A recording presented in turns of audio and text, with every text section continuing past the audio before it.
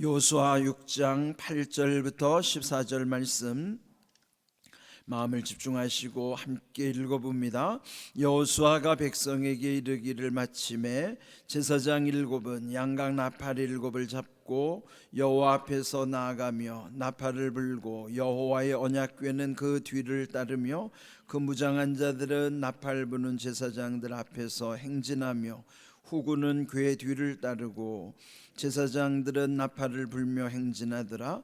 여호수아가 백성에게 명령하여 이르되 너희는 외치지 말며 너희의 음성을 들리게 하지 말며 너희 입에서 아무 말도 내지 말라. 그리하다가 내가 너희에게 명령하여 외치라 하는 날에 외칠지니라 하고 여호와의 궤가 그 성을 한 번 돌게 하고 그들이 진영으로 들어와서 진영에서 자니라. 또 여호수아가 아침에 일찍 일어나니 제사장들이 여호와의 궤를 메고 제사장 일곱은 양각 나팔 일곱을 잡고 여호와의 궤 앞에서 계속 행진하며 나팔을 불고 무장한 자들은 그 앞에 행진하며 후구는 여호와의 궤 뒤를 따르고 제사장들은 나팔을 불며 행진하니라. 그 둘째 날에도 그 성을 한 번 돌고 진영으로 돌아오니라. 엿새 동안을 이같이 행하니라. 아멘. 가나안에 이제 들어가서 이들이 첫 번째 했던 것이 여리고 성을 이제 함락시키는 그 명령을 하나님께로부터 받은 것입니다. 그런데 여리고라고 하는 성은요, 견고하기가 이를 데 없습니다. 그런 성을 일컬어서 철옹성이라고 하고 또 우리가 늘 자주 쓰는 난공불락, 난공이란 공격하기가 어렵고 불락, 무너뜨리기가 불가능하다. 그게 이제 난공불락이거든요. 그런 것은 이제 그 고고학자들에 의해서 그 증명된 사실입니다. 그 성은 말씀드린 것처럼 그 지하로 한 5m 깊이로 돌을 박아서 거기를 아주 견고하게 기초를 세우고 땅으로 들어오지도 못할 뿐만 아니라 또 위로도 이중의 벽이라고 그랬죠. 바깥에 성이 하나 있고 4.5m 간격으로 안에도 또 성이 들어있고, 그러니까 아주 견고한 성이라 상식으로 생각하면 절대로 이길 수가 없는 성이에요. 그런데 하나님이 하달하신 명령은 너무나도 단순하죠. 그는 다름 아닌 오늘 여기도 그 진영대로 순종하는 내용이 나와요. 그런데 맨 앞에 세운 거는 무장한 용사들, 그리고 그 뒤에는 또 양각 나팔을 부는 제사장들과 그 뒤에 법궤를 맨 제사장들, 그리고 법궤 뒤에 또 후위 군대들과 백성들이 쭉 따라가는 거예요. 그리고 명령하기를 그 여리고성을 매일같이 한 바퀴씩, 엿새 동안은 한 바퀴씩 돌고 1회째 되는 날, 7일째 되는 날은 7바퀴를 돌고 마지막에 함성을 질러라. 그러면 그 성이 무너질 것이다 하는 거예요. 그래서 이제 오늘 읽은 말씀을 보면은 그 말씀을 따라서 8절을 보면은요, 제사장 7명이 양각 나팔 7을 잡고 여호와 앞에서 나가며 나팔을 불고 여호와의 언약궤는 그 뒤를 따랐다 그랬어요. 이 나팔을 분다고 하는 의미는요, 물론 이제 전쟁에도 나팔이 사용이 되지만은 일상적으로는 그들이 하나님 앞에 특별한 예배를 드릴 때 쓰여지는 것이 양각 나팔이에요. 그렇다면은 그들이 예배에 사용하는 양각 나팔을 이 전쟁에다가 하나님이 쓰도록 하신 것은 이 전쟁이 영적 전쟁이라는 것을 의미하는 것이죠. 또 우리의 일상에서도 보면은 예배가 온전하면은 삶이 든든하게 세워지고요, 예배가 온전하면 삶 속에서도 하나님이 싸워서 이기시게 하신다는 거죠. 그래서 이 양각 나팔을 분다는 의미는 우리의 삶 속에서도 예배가 우선되어야 되는 것을 상징적으로 보여주시는 말씀입니다. 또 9절을 보면은 무장한 자들은 나팔 부는 제사장들 앞에서 행진을 하라 하는 거예요. 그 양각 나팔 부는 7명의 제사장들 앞에는 무장한 군대가 있고 그 양각 나팔 부는 바로 뒤에는 또 그 법궤를 메고 가는, 여기 여호와의 언약궤를 메고 가는 제사장들이 뒤따르고 그랬죠. 그런데 오늘 특별한 명령 하나가 있어요. 10절을 보면은 여호수아가 백성에게 명령하기를 너희는 외치지 말며 음성을 들리게 하지 말며 입에서 아무 말도 하지 말라. 그럼 뭐예요? 입을 닫고 가라는 거예요. 입을 말하지 말고 침묵 가운데 다만 양각나팔의 소리만 들리는 거예요. 그리고 조용히 그 성을 도는 것이죠. 그런데 왜 이렇게 침묵하게 하셨을까? 아마 여러분도 상상할 수 있을 거예요.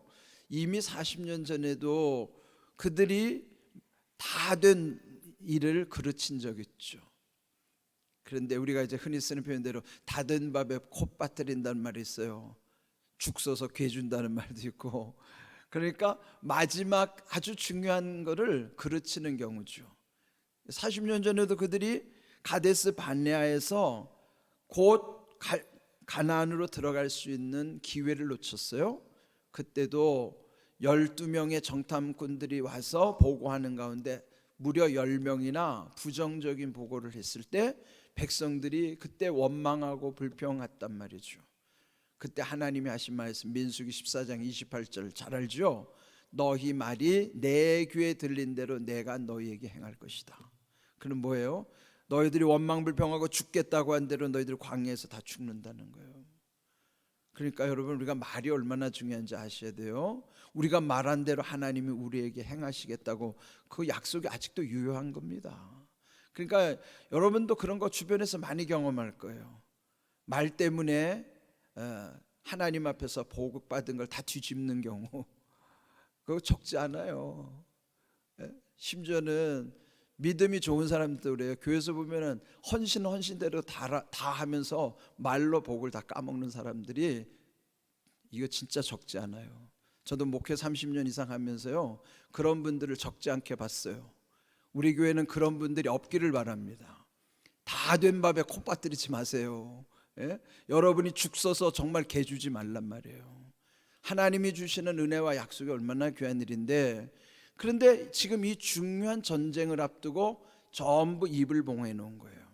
그게 40년 전에 그들이 범했던 우를 다시 범하지 않도록 하는 거예요. 여호수아는 그때 경험했거든요. 그래서 이번 이 아주 중요한 전쟁에 그들이 또 원망하고 불평함으로써 이 일을 그르칠 수가 있다는 것을 여호수아는 이미 경험을 통해서도 알고 우리 인간의 본성을 통해서도 아는 겁니다. 이거 우리에게도 아주 중요한 참고 사항이에요. 그런데 여러분 한번 보십시오. 그 하나님이 내리신 명령이 얼마나 단순해요. 그냥 하루에 한 바퀴 돌라는 거예요.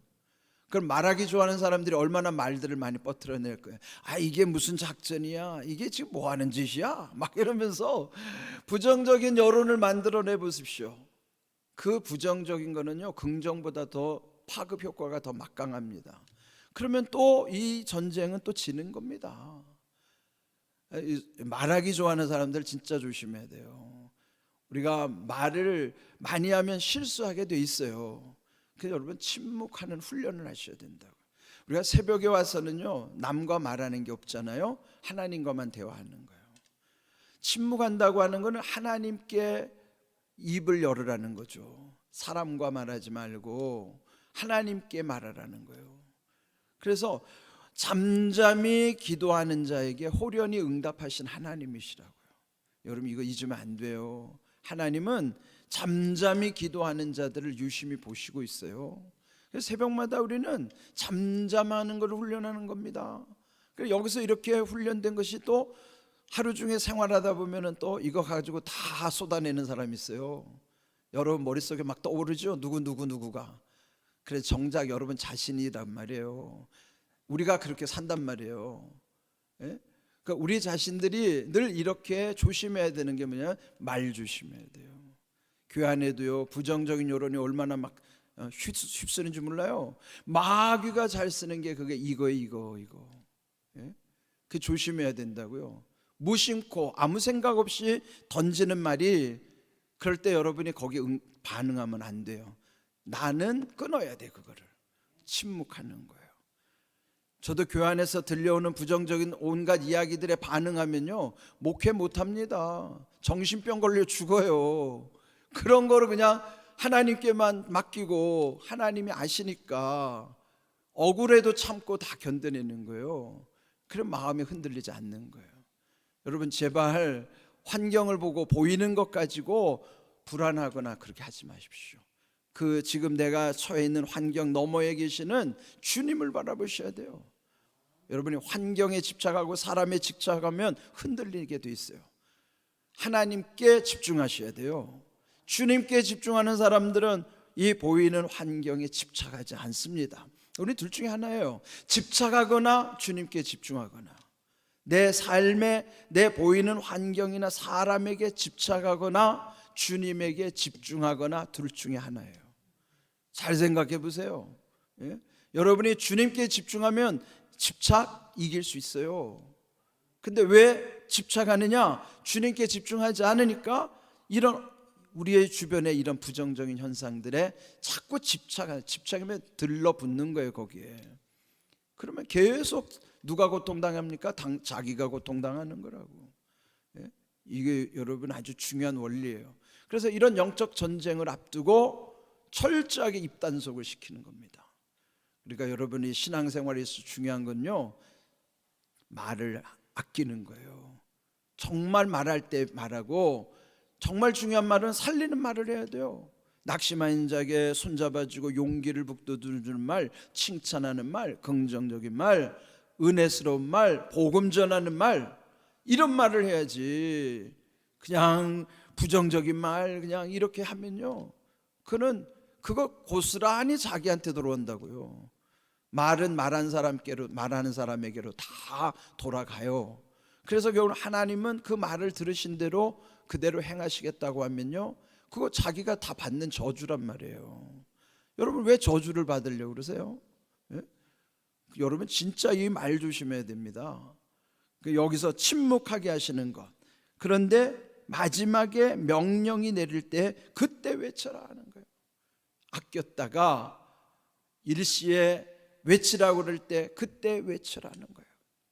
우리가 무슨 일을 할 때 중요한 일을 앞둘수록 더 여러분 말 조심해야 돼요. 신중해야 돼요. 말로 까먹는 경우들이 너무너무 많아요. 이거는 아무리 강조해도 지나치지 않아요. 말씀이 없으면 말이 많을 수밖에 없어요.